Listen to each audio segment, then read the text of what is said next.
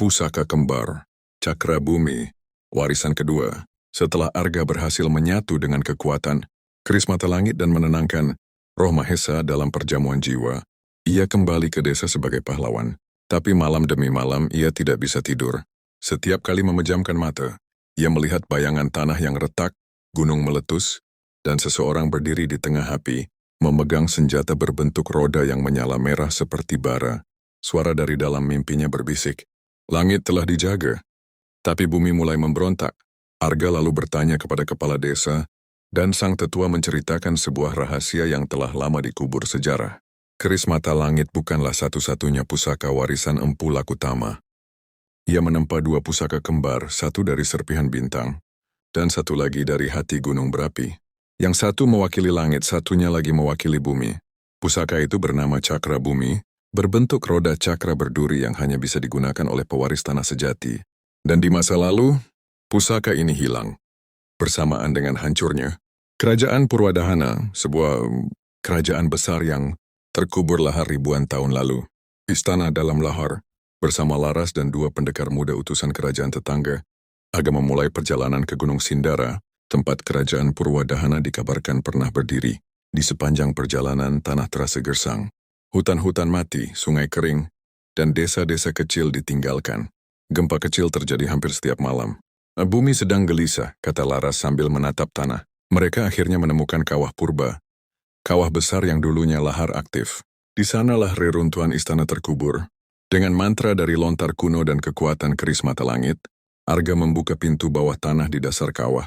Mereka memasuki lorong-lorong batu yang dipenuhi ukiran api dan lava. Di dinding terukir kisah pengkhianatan. Raja terakhir Purwa.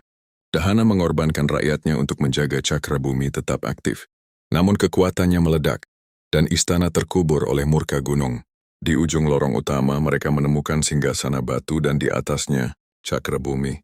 Namun sebelum bisa menyentuhnya, tanah bergetar. Dari balik kegelapan muncul sosok besar, berkulit batu dan mata api.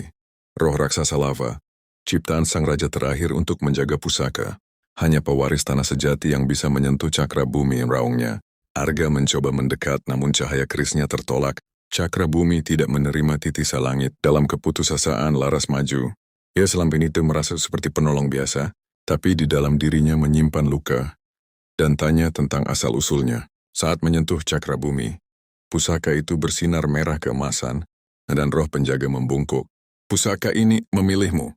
Laras ternyata adalah keturunan dari Dewi Tanah, salah satu selir terakhir Raja Purwadahana, yang selamat dan melarikan diri ke desa terpencil.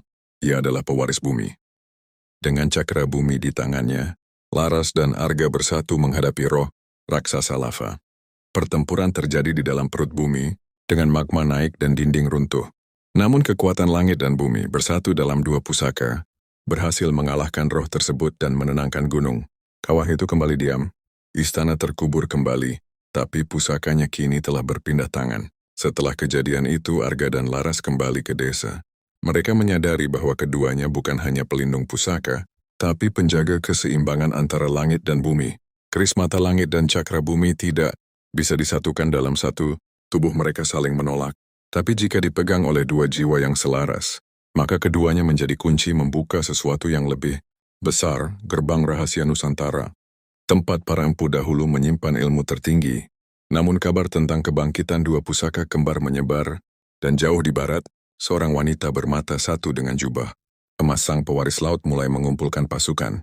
Sebab jika langit dan bumi telah bangkit, maka samudera tidak akan tinggal diam.